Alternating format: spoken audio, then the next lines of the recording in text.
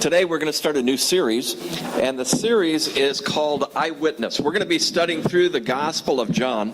Actually, we're not going to study the whole Gospel of John, but we are going to study some parts of the Gospel of John.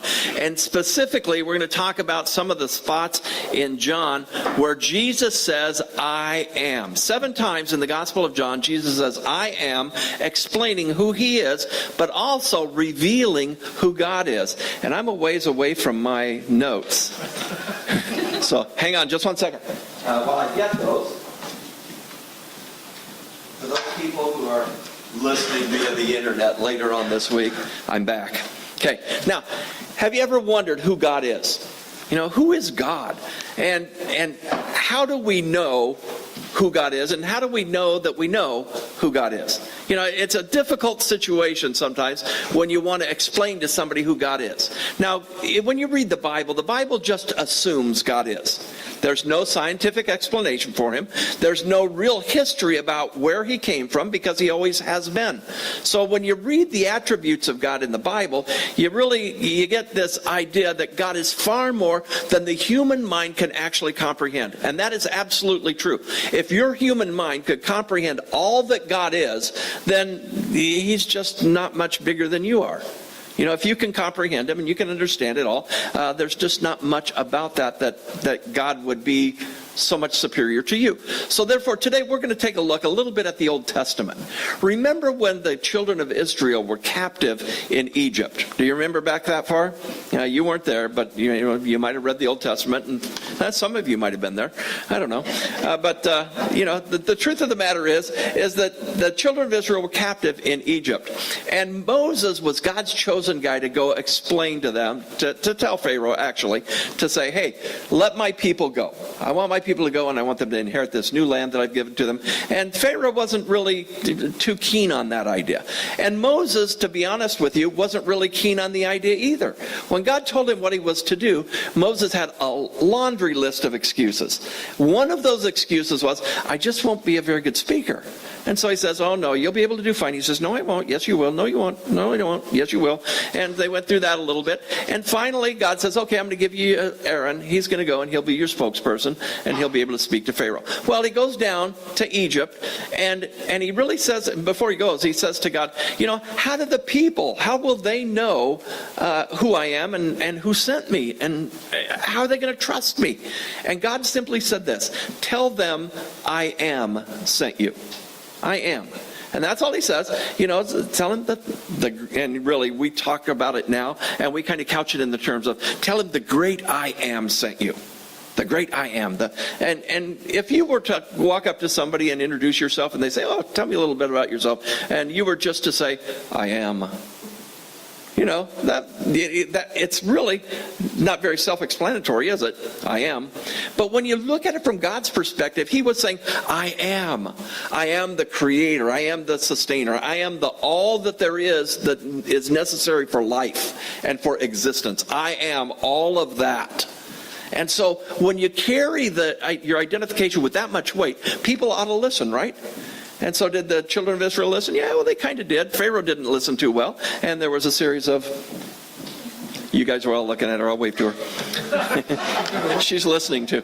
And so Pharaoh, he didn't listen too well, but through a series of plagues, finally he let the people go.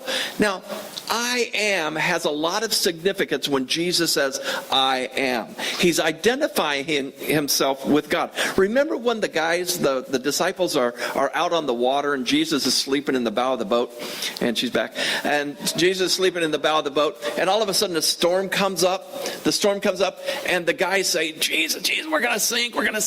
And he calms the wind and the waves. And they say, who is this man? Now, if you had seen something like that from Jesus, wouldn't you want to say, whoa, there's something special about this man. There's something special about who he is and the power that he possesses. I want to know who this guy is.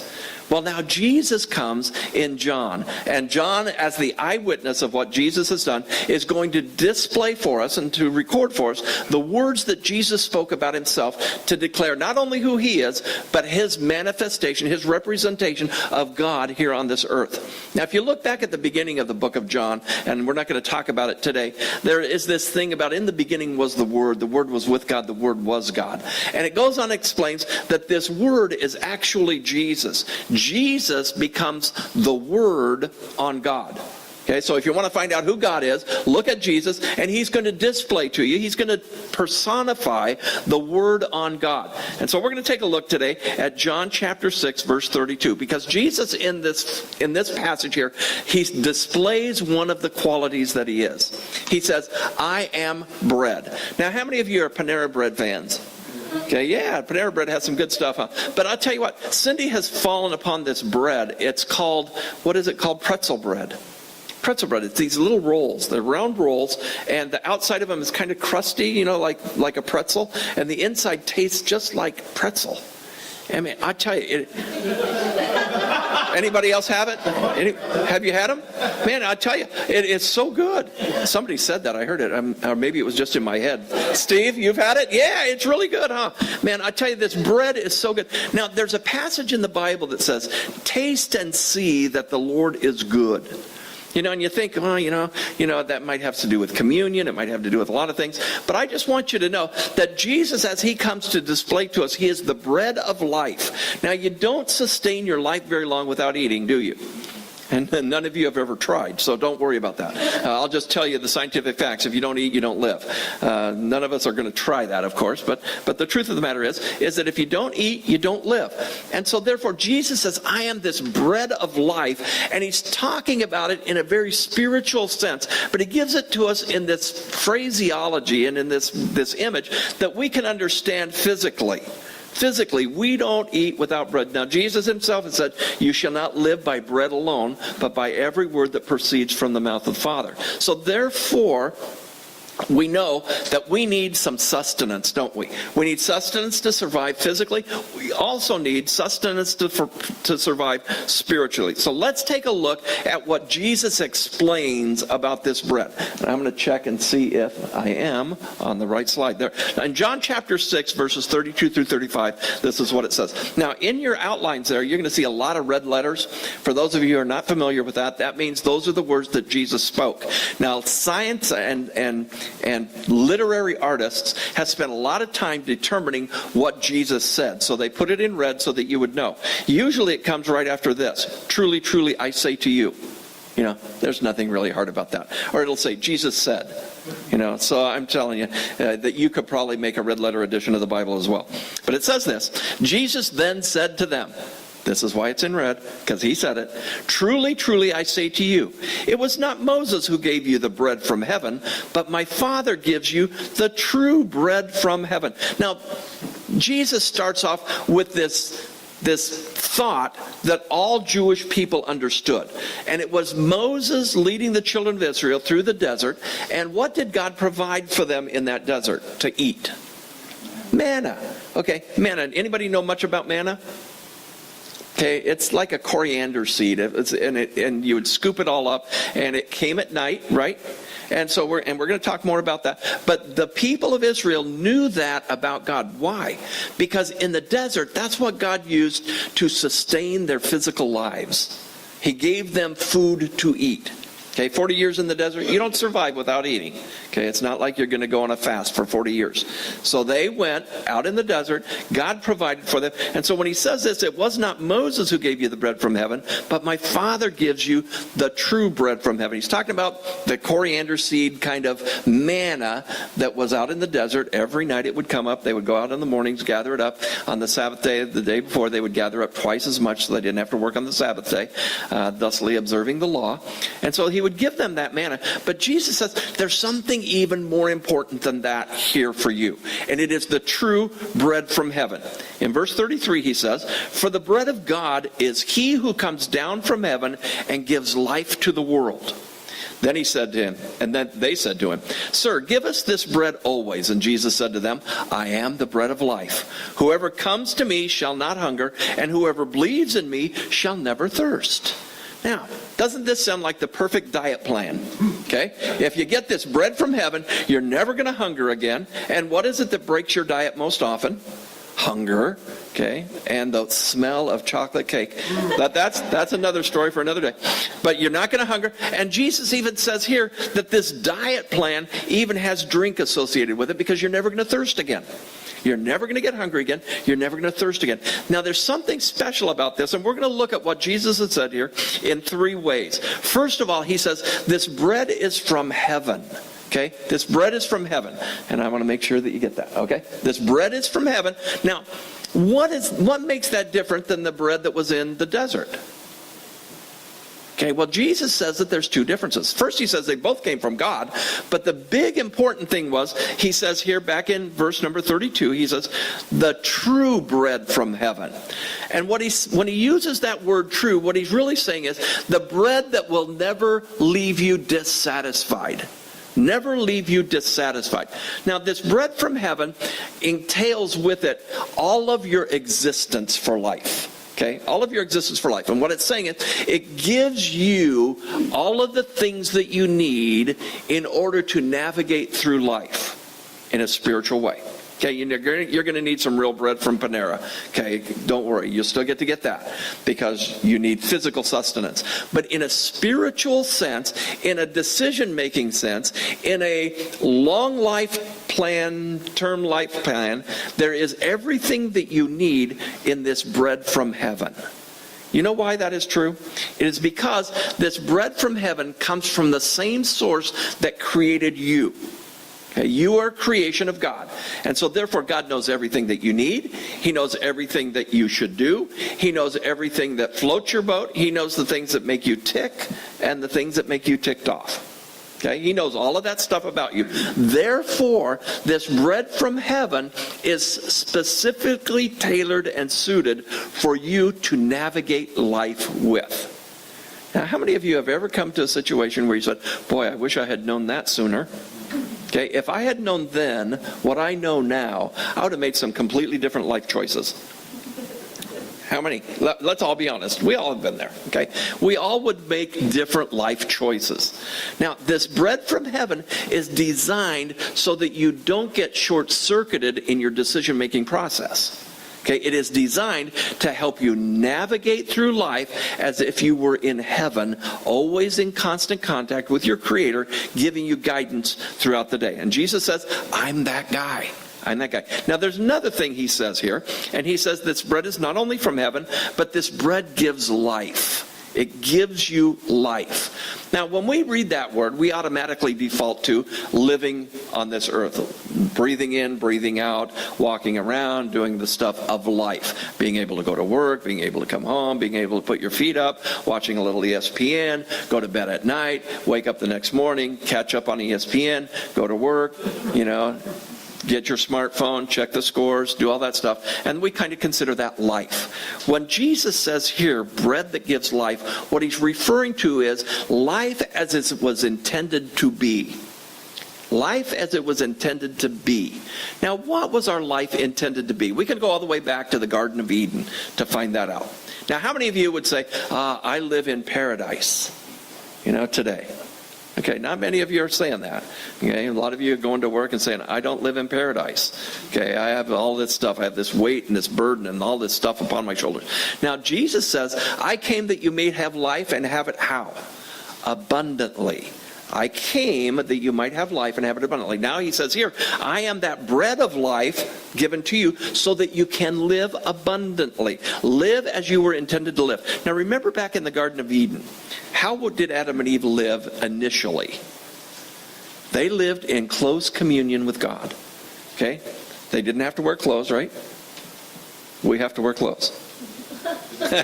All of you are going, yes, we do. Yes, we do. Okay? And it's kind of interesting because when you look back in the Garden of Eden, there was this idea that we can be, and I say this in a very spiritual sense, we can be naked and unashamed before everyone. Now, when I say that naked, I'm not just talking about physical nakedness. I'm talking about complete and total transparency. That's how we were intended to live. So when Jesus says this bread gives you life, it gives you the ability to live completely transparent. Now, why do we not want to be transparent? Okay, people might know us. Okay, they might know the real me if I'm transparent, right? And if they know the real me, what is the conclusion there? The conclusion is they might not love me. Okay, and if they don't love me, oh dear, then I won't be accepted. And we all are created with this need to be loved, correct? How many of you need to be loved? We all need to be loved. And so therefore, if we need to be loved, what we do is we try to package ourselves so that we can be most lovable. Okay? Now, how do you do that? Well, back in the Garden of Eden, they wore fig leaves, right?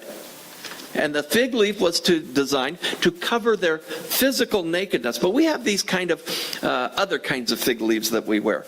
I remember when I met Cindy, I was deathly afraid that she would never have a second date with me.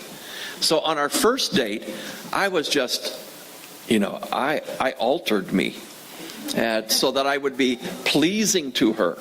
And so that so at the end of the date, I knew I was going to ask her out again because I loved this woman before she ever talked to me. And I said to myself, Self, you better, package yourself in a way that she says yes again, because if she says no, you're done. And so I did. And I said, hey, what about another date? And she said, I'll think about it. And to be honest, if you ask her today, she didn't want to go out with me again. Why didn't she want to go out with me again? Exactly. I packaged wrong, I guess. I should have done a little market research. But anyway, we do that. We package ourselves to be acceptable, to be loved by people. We all do it, no matter what we do. Now, Jesus says that this bread of life is given to you so that you can be completely, totally accepted by Jesus. He accepts you as you are. And I find that just hugely liberating. Because if we get down to it, really our goal in life is to perform for an audience of how many? One. An audience of one. If you try to perform for an audience of even this size, boy, you're going to struggle. Because I'm going to do something that's pleasing to Rob, and guess what? That's not pleasing to Rosa. And so I'm messing one up or the other. And so I say, okay, I'll be pleasing to Rosa. And then Rob says, I don't like that, And so the goal in life is to be pleasing to the audience of one. And that one being the one who created you, the bread of life. So therefore, Jesus says this, that he comes to give life. Now, it's interesting to me how people get connected to God. And they usually get connected to God through some framework of religion. Okay, some framework of religion, whether it be this church, whether it be another church, however it be. And sometimes we give people the wrong framework to get connected to Jesus. And we give them the framework of religion. And religion has with it attached all of these rules and regulations. I remember when I was a kid, I didn't like rules. I didn't like rules at all. And when I went to school, guess what? There were rules. There were certain rules I had to abide by. And I remember one time in 7th grade, there was a rule. And the rule was that you didn't snap guys in the shower room with a towel. Now, the coach told us that, I remember 7th grade, the very first day of school, he says, now, you guys, you're from 6th grade, you don't know anything about this, but you're going to take showers all together. I said, yeah, whoa, I don't know. And so, needless to say, we did that. And, junior high guys, when there's a rule, rules, I wonder if he really meant that.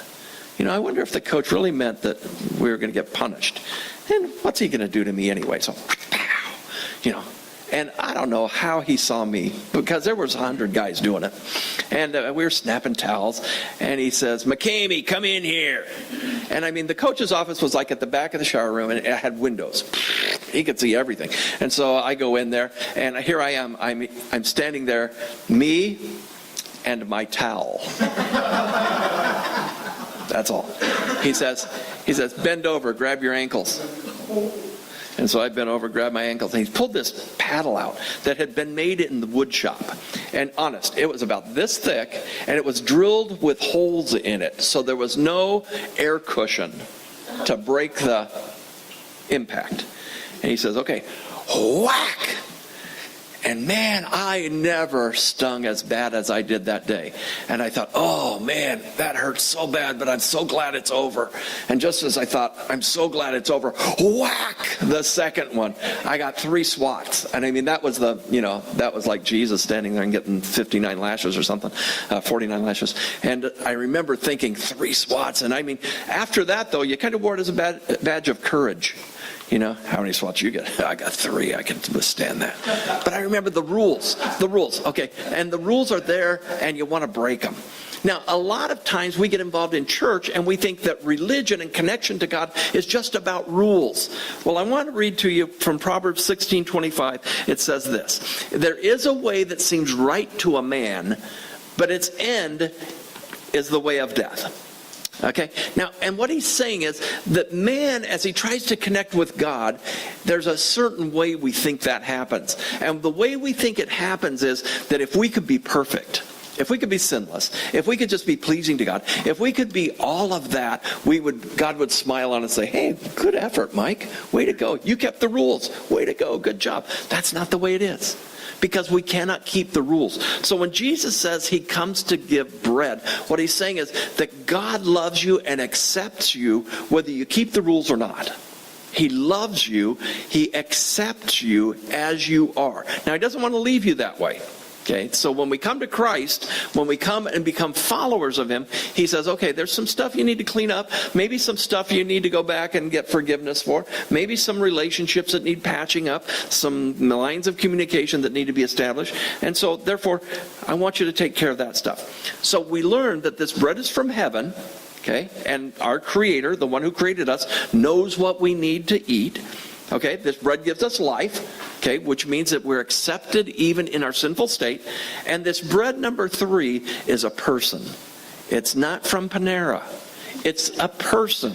Notice in verse number 34, it says, they said to him, sir, give us this bread always. They thought, boy, this is a good deal because I'm never going to have to eat. I'm never going to get thirsty again. And Jesus says to him, I am that bread of life. I am the bread of life. Whoever comes to me shall not hunger. Whoever believes in me shall never thirst. Now, there's a passage in Acts chapter 4, verse 12. And it says this: and there is salvation in no one else. Now, salvation is kind of a churchy word, right? Salvation. What does salvation mean?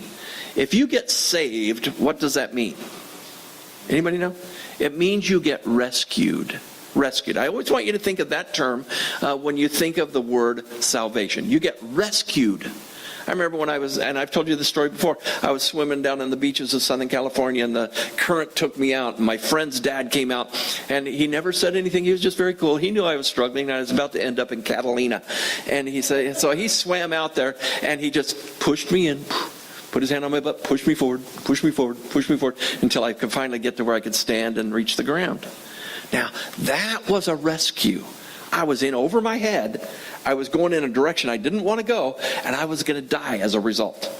That's a rescue. So when Jesus says here, or when actually Luke says here, and there is salvation in no one else, what he means is that rescue from your sinfulness that has gotten you over your head in life, that is taking you in the wrong direction, and that will cause death for you eventually. There is a rescue for that.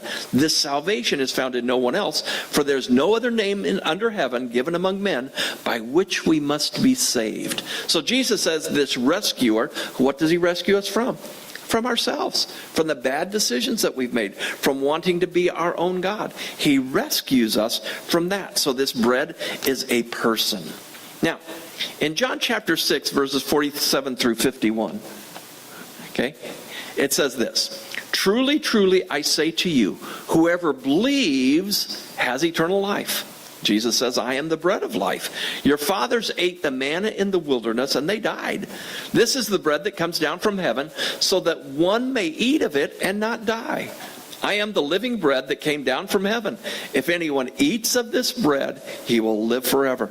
And the bread that I will give for the life of the world is my flesh. Jesus says, this body is going to be given for you. Now, this bread has a promise. Okay, and that's what I want you to get from this. This bread has a promise. And what's the promise? The promise is eternal life. Now, when you study the word promise in the Bible, you can go all the way back to the Old Testament. Jesus establishes the entire nation of Israel on a promise. He says to Abraham, I'm going to make a great and mighty nation out of you. I'm going to make this nation that's going to be so numerous that you won't be able to count the people. More numerous than the sands on the seashore. It's going to have its own land. And it's going to be a blessing to all of the world. That's the promise. Now, the promise is a theme that runs throughout the entire Bible. God is only as good as his ability to keep his promises. Would you say? That just makes sense to me. If God ever made a promise and couldn't keep it, would he be God? And if he was God that didn't keep his promises, would he be worthy of our worship? Now, none of us want to say no, but the truth of the matter is that the answer would be no. But the actual fact of the matter is that God always keeps his promises. And so when he says to the nation of Israel, when he says to Abraham, I'm going to make a great nation out of you, Abraham doesn't see how that's going to work out. So what does he do? He tries to help God out, doesn't he? He tries to help God out, and he says, well, I don't have any kids to make this nation out of, and if I'm going to be this father of a great nation, I better have some kids. So Sarah says, I'm not good at bearing kids, so you better have a child with my handmaid here. And so she gets her maid and says, okay, have a child with her. And so Abraham says, well, maybe that's the way God's going to work things, so I'll give it a shot. And so, lo and behold, Hagar has a child. Now, Abraham gets and I'm going to just tell you a little bit of the story here. Abraham gets, and here's the reason never to do that. Because as soon as that happens, then Sarah says, oh, you love her better than you love me. And so there's this whole thing, and I want you to send her away and blah, blah, blah. So, that's a whole side of the story. But never do something that God doesn't tell you to do, trying to fulfill God's plan. If God has a plan for you, and he says, here's what I want, wait for him to reveal how he wants to get it done. Because eventually God says, no, that's not the son of the promise. You're going to have a son with Sarah, and that's going to be the son of the promise that fulfills the promise. And so it's interesting when you see that whole line of activity that happens there, and the promise that comes through Abraham's own seed actually becomes the nation of Israel. The son that he had before with Hagar is not part of the promise, is not part of the nation of Israel. So his first son is really not the son of promise. When God makes a promise, he will always keep it, and it will be done his way. So here's the promise that God gives to us through John chapter 6. And Jesus says this, if anyone eats of this bread, he will live forever. And the bread that I will give for the life of the world is my flesh. He says, I'm going to come to earth and I'm going to die on a cross. I'm going to give my physical body so that I can make atonement for sin. Now, we all know that sin is one of those things that must be paid for, correct? Sin must be paid for. God is a just God. Okay? And everybody knows that, right? There's one thing I want you to know, two things I want you to know about God at least. One is that God is love. He loves all of mankind. He loves you as you are, no matter what state you're in. Second thing is that he's a God of justice. He gives you opportunity to accept that love and to become part of his family. But he says at some point, justice must be served. Somebody must pay for sin. Now you have a choice. You can let Jesus pay for that sin, through his death, burial, and resurrection, or you can pay for it yourself. And God is he's not perfectly okay with that, but that's the balance that he strikes with in regards to justice. Justice says sin must be punished. So he says you can pay for your own, or you can take this bread of life which was given for you. So this promise says that if you eat this bread, you will live forever. Okay? Now, earlier in this chapter, in John chapter 6, verses 1 through 3, we see an illustration kind of this bread of life. And Jesus is sitting on a hillside, and he asks his disciples, he says, hey, you guys, what are we going to feed these people? And they quickly come to the assumption that there's not enough money in our pockets to feed these people. It would cost so much money, 200 denarii, which is a day's wage, 200 days' wages to pay for these people to get some food, and we don't even know where to go to get the food. And so Jesus says, and here's one of the principles of I think, spiritual life. He says to them, what do we have? And they said, I saw a kid over here with a little bit of lunch. And they said, okay, that's what we have. Let's take what we have and give it to the need that we see. Okay, what was the need? The people were hungry. So Jesus gives us a principle of ministry here. He says, when people are in need, what do you have that can be used to meet the need of the people? Later on today, we're going to go to the park. Many of you are going to go to the park. And we're going to feed lunch, correct? And we're going to feed lunch. And what do people need? A lot of people just need a warm meal. Okay, need a warm meal. What do we have? We have some food. Everybody here has a little extra food, don't you? Okay, everybody here has a little food. You call it a pantry. Okay, you have a pantry at your house. I always like it, probably only in America. Do you have a room dedicated to your future meal? A pantry. I love that. And, make sure that it's stocked with the right stuff. But the point of the matter is that we all have extra. And God has given us, why has God given us extra? To share.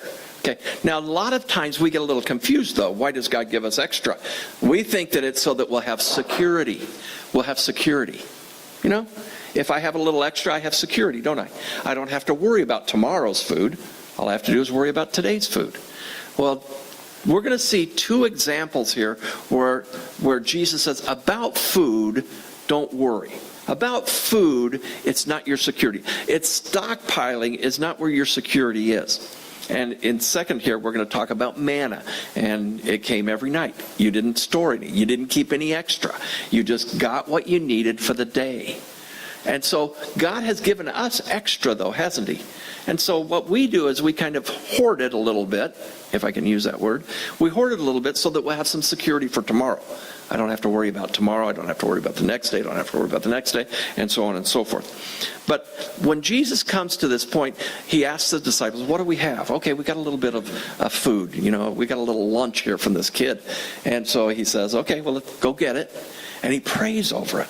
And he says, okay, give it to the people. Now, there's 5,000 men here, plus women and children. 5,000 men, plus women and children. So you got to figure 10,000 people. That'd be a conservative estimate.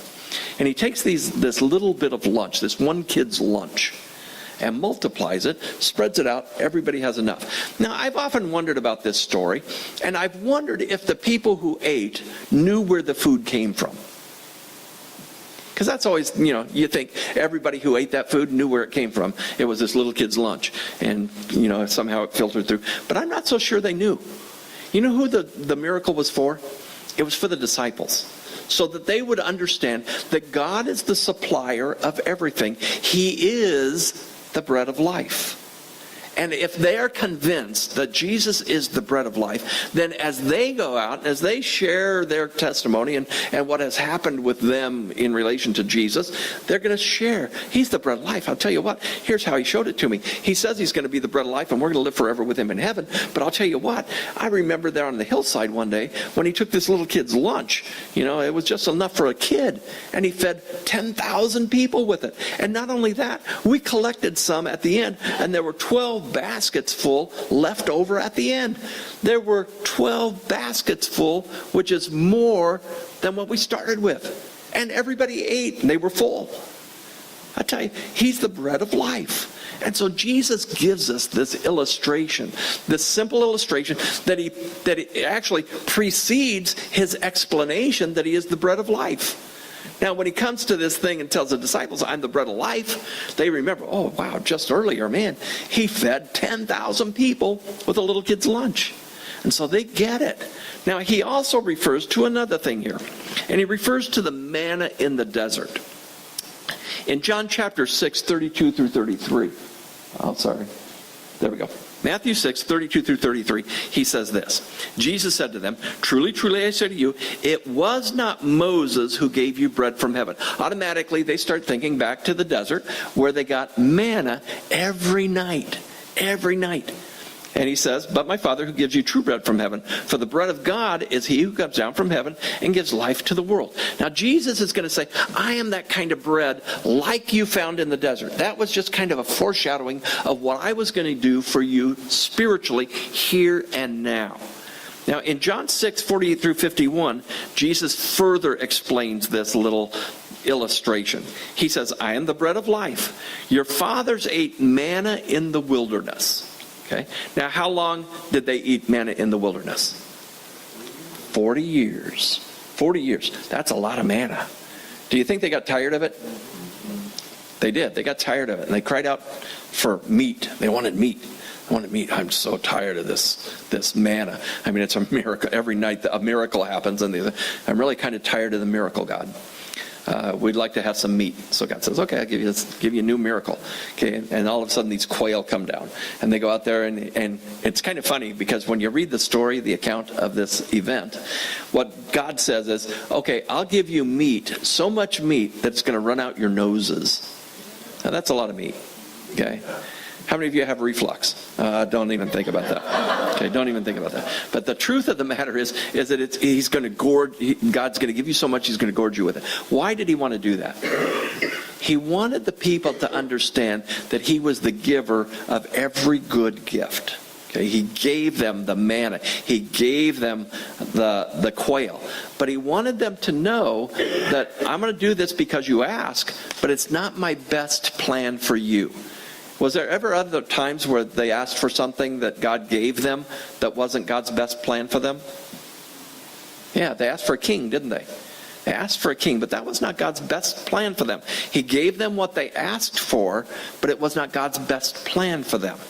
Now, the reason I bring that up is to warn you that sometimes when you ask God for something, he will give it to you even though it is not his best plan for you. Okay? How many of you have ever prayed to win the lottery? Okay? Now, that might be God's best plan for you. I'm hoping it is, for your sake. But it might not be. You know why it might not be God's best plan for you? Because when we want a lot of money, what do we want it for? We want it for security. Security. You know what God wants? God wants to be your security. He wants you to trust him, not your money, not your resources. And so that's not really God's best plan sometimes. Now, there might be somebody that has a great control over money and where money is not a big problem for them. And God says, I want to give you a lot of money because I know that you're going to be faithful to distribute it to wherever it needs to go. God needs people like that. So remember, God can use people with great resources because they're humble before him and recognize that he is the giver, and what he gives me is to be given to others, to help distribute to other people. Okay? Now some people, like I said, they see money as a source of security, and that then becomes a competition for your faith in God. And so be careful there. Be careful what you ask for, because it can lead you away from God. Now, back to the manna. He says, your fathers ate the manna in the wilderness, and they what? What happened to them? They died. Okay. Now, man shall not live by bread alone, but by every word that proceeds from the mouth of God. Okay, now why did they wander in the desert? Why did the people wander in the desert? You ever wonder about that? It was not God's original intent for them when they left Egypt. They left Egypt, right? And they go into the wilderness. Where were they supposed to go? To the promised land, okay? Because he's bringing them home. Okay, they're supposed to go to Israel, as we know it today. They're supposed to go to the promised land. How far do you think it is from Egypt to the promised land by walk? It's really not that far. It's really not that far. I think you could probably do it in 15 days. Okay, just marching along. 15 days. Why did it take 40 years to get there? Disobedient. Absolutely. You know what? They were a little bit leery when they came to the promised land. They said, I don't know, we better send some people to scout it out. And so they took a person from each of the 12 tribes of Israel to scout out the promised land. And they went in there and they came back with these grapes and they came back with all of this stuff. And they said, whoa, the land is truly flowing with milk and honey, which is what God told them. He said, I'm going to take you to land flowing with milk and honey. They said, it is that. But there's giants in the land. And these giants look at us as if we're mere grasshoppers. And so we better not go. And so they did something that a lot of churches do. They held a business meeting. Okay? And the 12 guys got a chance. They each had equal vote. They had an equal vote. And God says, I want you to go into the promised land, guys, okay? And they said, I think we better vote on this. And so they did. They voted. And God got voted down 10-2. Okay, 10 guys said, no, let's not go. There's giants in the land. We could get killed. Oh, dear. And they'd just seen God part the sea. Okay, they just saw God do all of the plagues in Egypt. They saw God make the people of Egypt, give them gold and silver and everything to get them out of town.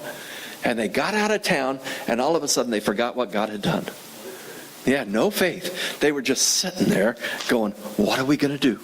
And so they voted God down 10-2, and the two guys said, oh man, they pronounced the judgment. God pronounced the judgment on them and said, oh, now you're going to wander in the desert for 40 years because of that. And the reason was so that the unbelieving generation of people would die off.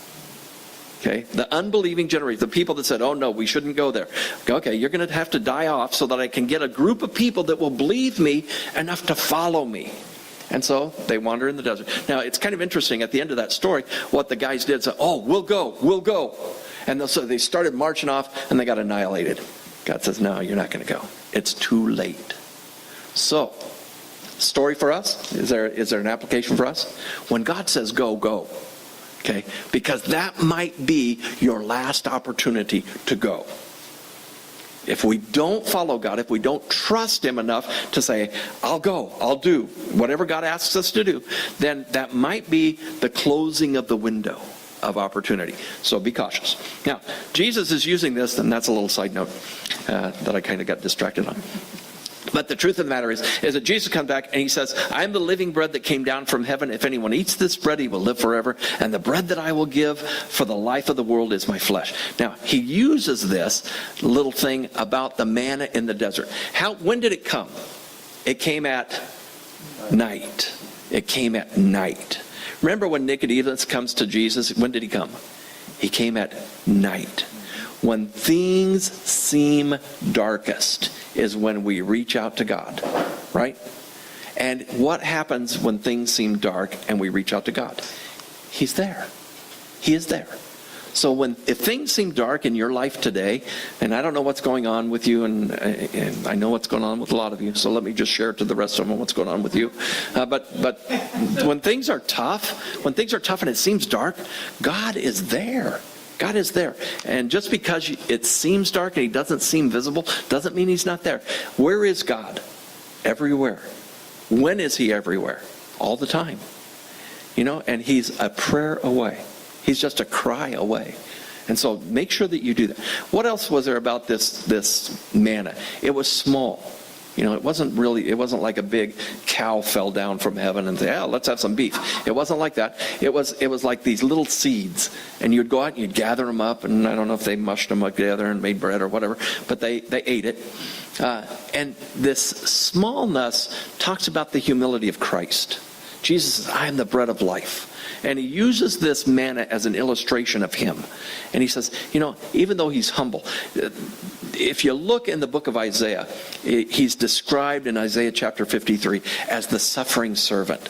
In all humility, He comes and He lives a life and dies a death of degradation. The kind of death that only a criminal would experience.